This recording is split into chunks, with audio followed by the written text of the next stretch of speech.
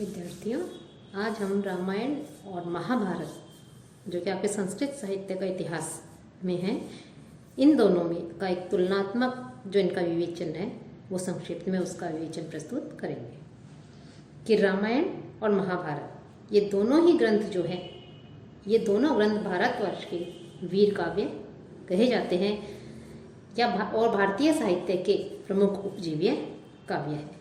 ये भारतीय साहित्य की प्रेरणा के स्रोत हैं और दोनों ही ग्रंथों का अपना एक विशिष्ट महत्व है। और रामायण और महाभारत, जहाँ तक हम इनकी तुलना की बात करते हैं तो दोनों ही महान ग्रंथ हैं, फिर भी आकार प्रकार, रचना शिल्प, रचनाकाल, भौगोलिक सीमा विस्तार आदि अनेक दृष्टियों से इन दोनों में कहीं समानताएं हमें देखने को मिलती हैं तो कहीं जो है हमें इनमें असमानताएं या विषमताएं भी देखने को मिलती है। तो हम जहाँ तक समानताओं की बात करते हैं तो समानताओं की बात करें तो रामायण और महाभारत ये दोनों ही ग्रंथ जो है वो हिंदू धर्म एवं संस्कृति के मूल आधार हैं। दोनों ही ग्रंथ उपजीव्य काव्य हैं, अर्थात इनके बाद में इनको आधार बना करके अनेक कवियों एवं नाटककारों ने इनमें के आख्यानों उपाख्यानों का आधार बना करके उनके अंशों को लेकर के जो है अन्य ग्रंथों की रचना की है। तो रचना करने के कारण बाद का जो साहित्य है वो हमेशा इन दोनों ही ग्रंथों का ऋणी रहेगा। ये अन्य कवियों के लिए भी प्रेरणा के स्रोत रहे हैं। दोनों ही जो ग्रंथ है रामायण महाभारत, दोनों ही रचनाओं का उद्देश्य जो स्त्री है उस स्त्री का जो अपमान है उस अपमान का प्रक्षालन करना है। रामायण में सीता का हरण राम रावण के युद्ध का कारण है, महाभारत में द्रौपदी का अपमान कुरु पांडव युद्ध का कारण है।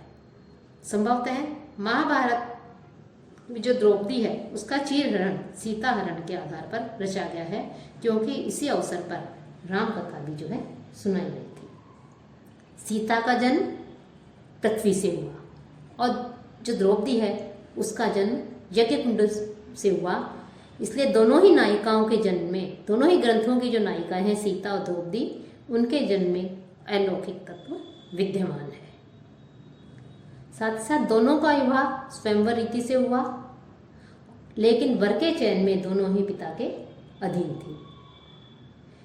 इसके अलावा राम और अर्जुन जो है, राम अर्जुन की वीरता में 14 तथा 13 वर्ष के वनवास में, सीता और द्रौपदी के स्वयंवर में, देवताओं में, दिव्यास्त्रों की प्राप्ति में और राम में देखें तो रामायण और महाभारत के जो कथांश है उनमें समानता में कहीं कुछ दिखाई पड़ती है। रामायण में पांडवों का ही उल्लेख नहीं है, पर महाभारत में राम कथा का ही नहीं अपितु वाल्मीकि रामायण का एक श्लोक भी महाभारत में हमें प्राप्त होता है। तो इस प्रकार से जो है दोनों में हमें कुछ समानताएं मिलती हैं। दोनों ही ग्रंथों की उत्पत्ति एक ही स्रोत से अर्थात चारण गीतों से बताई गई है। इसके अनेक प्रमाण दोनों के तुलनात्मक अध्ययन से प्राप्त होते हैं। रामायण और महाभारत में कई कथाएं और वंशावलियां एक सी हैं। दोनों ग्रंथों की भाषा की समीक्षा करने पर भी ज्ञात होता है कि अनेक उपमाएं, श्लोकार्थ तथा लोकोक्तियां अक्षरशः समान हैं। इनसे यह प्रमाणित होता है कि इन कथाओं और लोकोक्तियों का एक ही उद्गम था।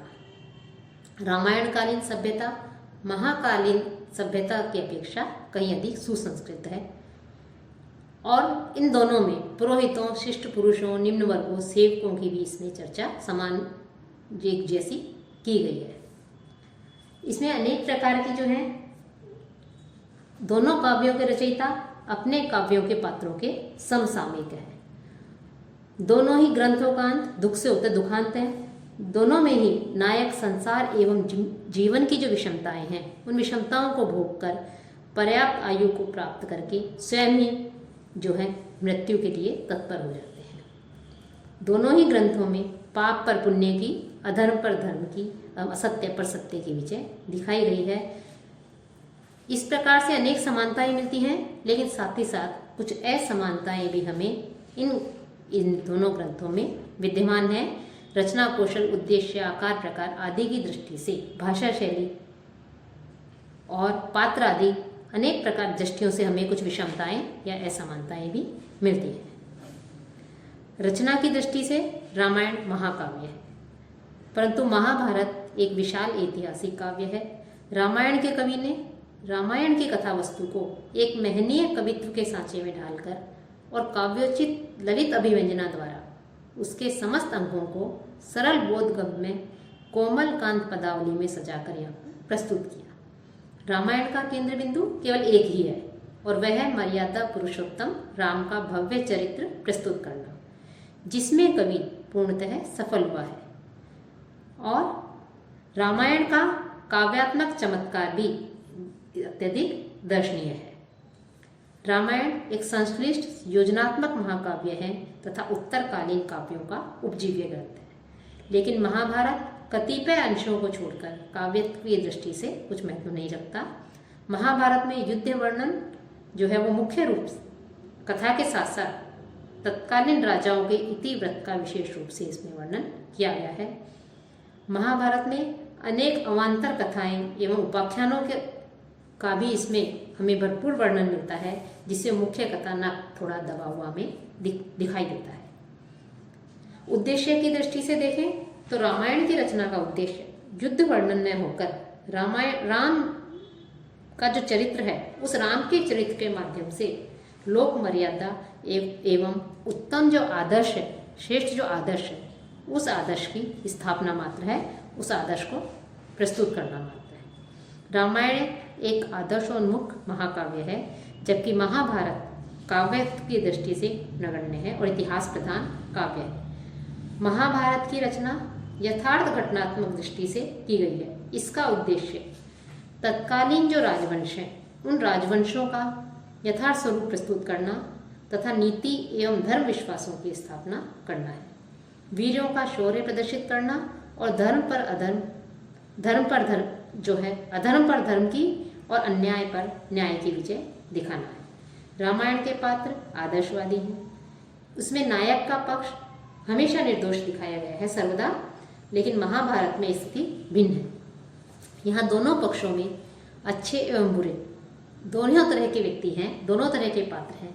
रामायण में आदर्श भातृप्रेम का चित्रण है, तो महाभारत का मूल आधार ही भ्रातृद्रोह है, अर्थात भाई आपस में भाई जो है वो एक दूसरे से ईर्ष्या करते हैं। रामायण जहाँ एक महापुरुष के व्यक्तित्व से संबद्ध युद्ध जीवन का चित्र है, वहाँ महाभारत सामूहिक जीवन का विस्तृत आख्यान है, चरित्र चित्रण नहीं। स्वरूप की दृष्टि से देखें, स्वरूपतः रामायण एक कवि की एक काल की कृति है, परंतु महाभारत जैसा कि हम पहले अध्ययन कर चुके हैं, जय, भारत और महाभारत नामक 3 स्वरूपों में चल करके अनेक वर्षों का प्रयास है। यह न तो एक लेखनी का फल है, न काल की कृति है। महर्षि वाल्मीकि एक सहृदय कवि हैं, जबकि व्यास एक उच्च कोटि के इतिहासकार हैं और फिर बाद साथ ही वो कवि भी है। आकार की दृष्टि से भी महाभारत रामायण से लगभग 4 गुना बड़ा है। सांस्कृतिक दृष्टि से भी दोनों में अत्यधिक अंतर है। जहाँ रामायण का सांस्कृतिक वातावरण आदर्शोन्मुख है, वहाँ महाभारत का यथार्थोन्मुख। रामायण की संस्कृति जहाँ उच्चतम सुसंयत एवं शिष्ट आदर्शमयी परंपरा से अनुप्राणित है, वहाँ महाभारत की संस्कृति विकृत एवं विश्रंखलित है। रामायण का आदर्श है पूज्य जनों में की सेवा, श्रद्धा, अनुराग, सत्यपरायणता, त्याग, दान, दया, वचन परायणता, कर्तव्य निष्ठा, अतिथि सत्कार आदि। लेकिन महाभारत में न तो पूज्य जनों के प्रति अनुराग दिखाई देता है, न अभिवादनशीलता, न शिष्टता और न विनम्र व्यवहार, न त्याग और न उदारता। नहीं शांति है, नहीं सुख है, कुछ अंशों को छोड़कर। रामायण के जीवन का परम लक्ष्य दैनिक व्यवहार की शुद्धता, न्यायप्रियता और धर्मपरायणता है, लेकिन महाभारत में यशोभिप्सा अर्थात यश की अभिलाषा यथा स्वार्थ प्रियता, राज्य लिप्सा तथा शौर्य प्रदर्शन की भावना है। रामायण संस्कृति कालीन जो संस्कृति है उसका प्राण जहाँ धर्म है, वहाँ महाभारत का युग कर्म प्रधान है। रामायण में करुणा और भावुकता, सरलता और संयम का साम्राज्य है। महाभारत में दर्प और औद्धित्य, उग्रता और तेज का प्राधान्य है। महाभारत की जो संस्कृति है वो रामायणकालीन संस्कृति के समान समुन्नत एवं सुसंस्कृत जो है वो हमें प्रतीत नहीं होती। भौगोलिक विस्तार भी दोनों ग्रंथों में, दोनों काव्यों में भिन्न भिन्न है। रामायण में जिस भारतवर्ष की चर्चा है उसकी दक्षिणी सीमा विंध्य और दंडक है, पूर्वी सीमा विदेह है और पश्चिम सीमा सौराष्ट्र है।